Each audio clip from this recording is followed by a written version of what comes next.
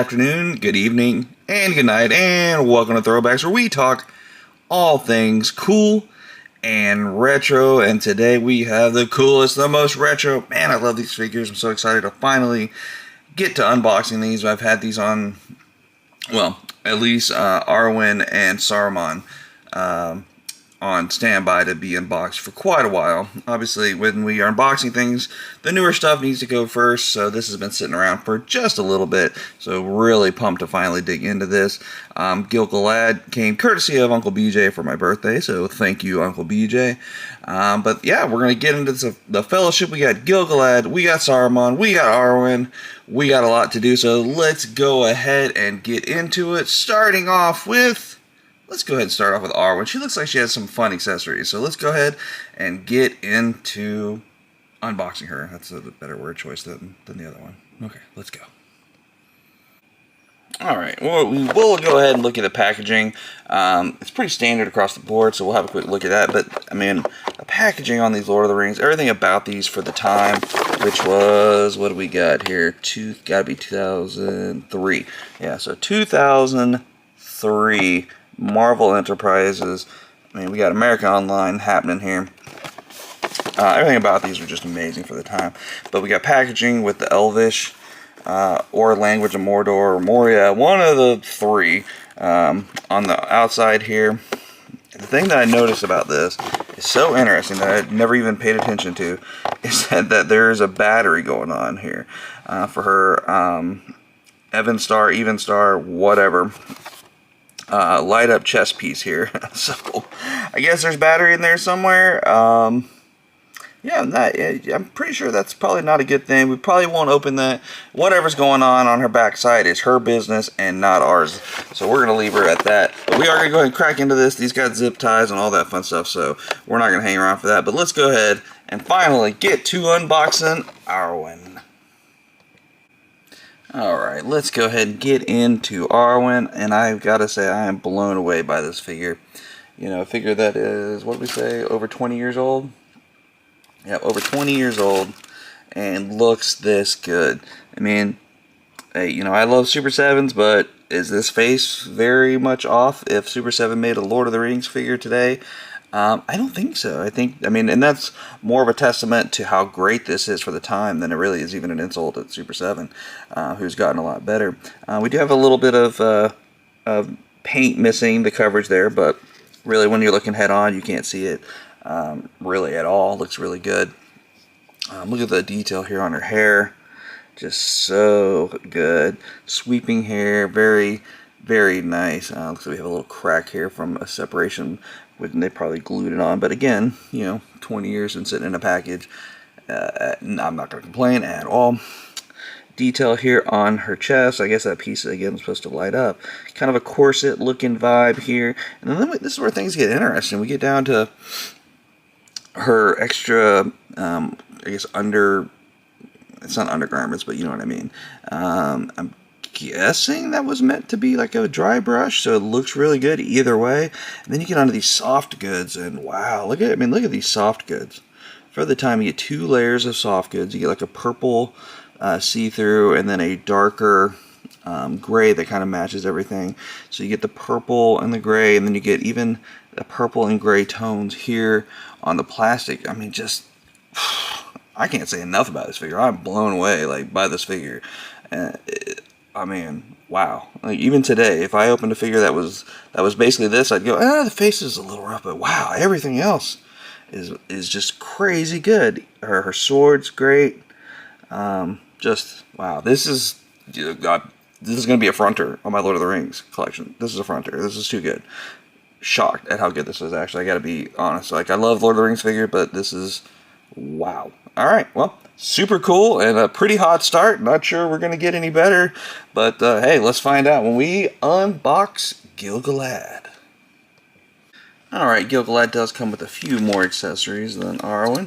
We do have a spear that looks to have played a little bit of hooky, but again, 20 years in packaging, that'll happen. Some very nice detail there with the gold kind of, I guess it's not inlay, but it's definitely on there, wrapped around, very viney, very naturey, very elven. And then the brown staff aspect here. And I do like how they did, you know, like they made this thicker to go around. It doesn't just like mold into it. It's just not one single piece that molds into it. It's like, you know, they went ahead and went that extra mile to make this look like this silver piece that goes onto the wooden staff. So I really like that detail. Very cool. And man, even with this shield, I mean, look at the colors, the dry brush, the purple here on the emblem. You know, just that little purple spray there. I mean, I don't know if these were done by hand or you know, some of them, like the details were done by hand, but just very intricate artwork going on here all the way around. Kudos to, it's a Marvel, right? That's what we said, Marvel. Man, I mean, these are just outstanding details. This is like almost Hot Toy level right now, you know, like it's just great. So very nice there. And then on to Gal Galad. Looks super good. Face is a little better. It's a little more human tone, I guess I would say. Has a little elven little hairpiece thing going on here. It looks good on the back. If I'm not mistaken, and they do have these action features. Yeah, he's gonna get you. He's gonna spare you. That's what, man. He's gonna spare him. All right. Anyway, get your hair stuff going on there. The golds, the blues, the silvers. I mean, you can see this is just great. The extra piece that comes around here. The windswept. You know, like he's looking into the battle. He's charging. Is that the hand? Yeah. So even better, like he's attacking his prey, his opponent, and the hair's going like such a, you know, just that detail. Like this is the action feature that he's attacking, so his hair would naturally go that direction. So, I mean, just so cool. Down to the armor on the bottom, and then on to his boots there. Just overall, another just smash hit of a figure. It's such a shame that these figures cost so much. And that we have to open them, you know, if we're openers like we are, because they're not cheap. You know, this is not cheap. Arwen's not cheap. Saruman's not cheap. None of these are cheap. There's, I think 20 is basically the cheapest you're going to get on the secondary market for these figures. So hopefully we can find some more loose. But again, another absolute banger. And now we're going to finish up with Saruman, the White or the Evil Betrayer, or maybe both. Alright, let's get into Saruman. Starting off, we got its little table here. Very nice, big, heavy.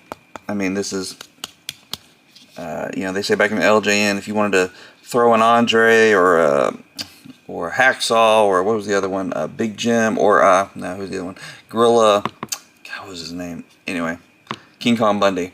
Yeah, you were going to feel it. If you throw this, man, game over. You're going to have a bad day. But it's got a little place there for the, was it a lentil or whatever it's called? The ball thing. Very nice and very sturdy. Definitely hold up some good there.